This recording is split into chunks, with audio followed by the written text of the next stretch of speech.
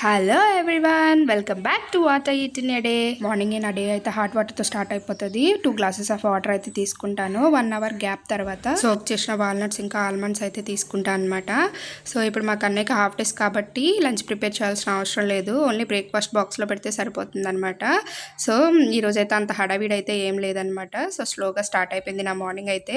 Next బ్రేక్ఫాస్ట్లోకి వచ్చేసి ఇడ్లీ పిండితో దోశ అయితే వేసేసుకున్నాను అనమాట. నాకు నార్మల్ దోశ బ్యాటర్తో దోశ కన్నా ఇడ్లీ బ్యాటర్తో దోశ అంటే చాలా చాలా ఇష్టం అనమాట. దాన్ని టమాటా చట్నీ కాంబినేషన్లో అయితే తినేసాను.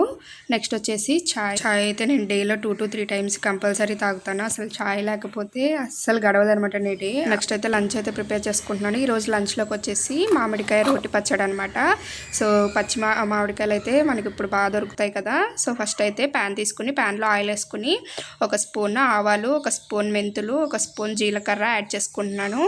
యాడ్ చేసుకుని వీటిని కొంచెం ఫ్రై చేసుకుంటున్నాను అనమాట. ఇలా ఫ్రై అయిన తర్వాత వీటిలో ఎండుమిరపకాయలు కూడా ఒక 5 నుంచి 6 యాడ్ చేసుకుంటున్నాను. ఇవి బాగా స్పైసీగా ఉన్నవి కాబట్టి నాకు ఆ మామిడికాయ పులుపుకి సరిపోతాయి అనమాట. వీటిని కూడా దోరగా ఫ్రై చేసేసుకుని స్టవ్ అయితే ఆపేసుకుంటున్నాను అనమాట. నెక్స్ట్ అది చల్లారడానికి పక్కన పెట్టుకుని మిక్సీ జార్ తీసుకుని దానిలో నేను స్కిన్ పీల్ చేసేసుకుని ముక్కలుగా కట్ చేసుకున్న మ్యాంగో ముక్కలను అయితే యాడ్ చేసుకున్నాను. నెక్స్ట్ ఫ్రై చేసి పక్కన పెట్టుకున్న తాలింపుని కూడా ఇందులో యాడ్ చేసేసుకుని నెక్స్ట్ టేస్ట్కి తగినంత సాల్ట్ యాడ్ చేసుకుని మిక్సీ అయితే పట్టేసుకున్నాను అనమాట. నెక్స్ట్ అందులోకి తాలింపు అయితే యాడ్ చేసుకుంటున్నాను. కొంచెం ఆనియన్ వేసుకుని ఎల్లుల్లిపాయ, ఎండుమిరపకాయ, కరివేపాకు అనమాట. సింపుల్గా ఇలా తాలింపు అయితే యాడ్ చేసేసుకుని చట్నీలోకి అయితే యాడ్ చేసేసాను. అంతే, మామిడికాయ రోటి పచ్చడి అయితే రెడీ అయిపోయింది. దీన్ని రోట్లో దంచుకుంటే బాగుంటుంది, కానీ నాకు రోల్ అవైలబుల్ లేదు కాబట్టి మిక్సీలో చేసుకున్నాను. నెక్స్ట్ లంచ్లోకి వచ్చేసి చిక్కుడుకాయ కర్రీ అండ్ మామిడికాయ రోటి పచ్చడి అనమాట. చాలా చాలా ఎమ్మీగా చాలా బాగుంటుంది అనమాట. ఖచ్చితంగా ట్రై చేయండి. సో ఇలా అయితే నా లంచ్ అయితే కంప్లీట్ అయిపోయింది. నెక్స్ట్ ఈవినింగ్ డిన్నర్లోకి వచ్చేసి జొన్న రవ్వతో జావ అయితే చేసుకున్నాను అనమాట.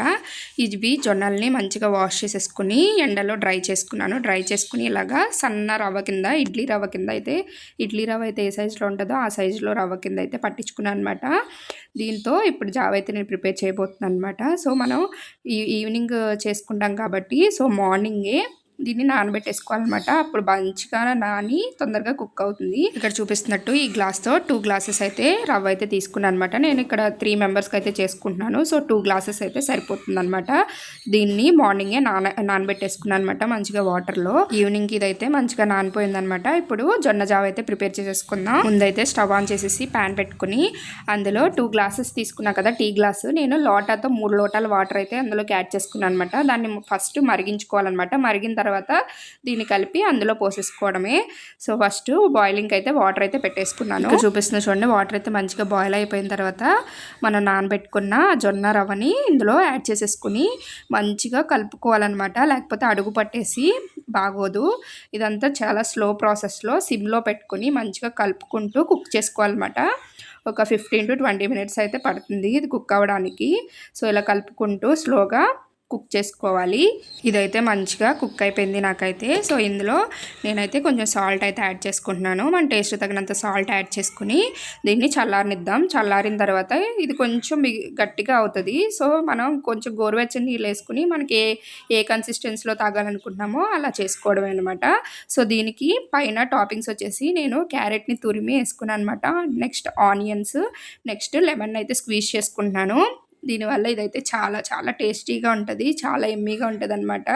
సో మనకి జొన్న జావ తాగుతున్నట్టే ఉండదు, చాలా చాలా ఎమ్మీగా చాలా బాగుంటుంది. నేనైతే మార్నింగ్ లెఫ్ట్ ఓవర్ కర్రీతో అది నంచుకుంటూ జొన్న జావ అయితే తాగేసాను అనమాట. సో ఇలా నా డిన్నర్ అయితే కంప్లీట్ అయిపోయింది. ఇదైతే చాలా హెల్దీ కూడా. ఈవినింగ్ రైస్ మానేయాలనుకున్న వాళ్ళకి ఇది చాలా best option. And diet follow అయ్యే వాళ్ళకి కూడా చాలా చాలా బాగుంటుంది. ఇది చాలా టమ్మీ ఫుల్గా ఉంటుంది అనమాట. వేరే వాటిపైన క్రేవింగ్స్ అనేవి రావు. చాలా చాలా బాగుంటుంది. ఖచ్చితంగా ట్రై చేయండి. ఈవినింగ్ రైస్ మానేసే వాళ్ళు ఖచ్చితంగా దీంతో అయితే స్టార్ట్ చేయండి అనమాట. ఇలా నా డిన్నర్ అయితే కంప్లీట్ అయిపోయింది. ఈ వీడియో కనుక మీకు నచ్చితే ఒక లైక్ చేసి సబ్స్క్రైబ్ చేసుకోవడం మాత్రం మర్చిపోకండి. Bye guys.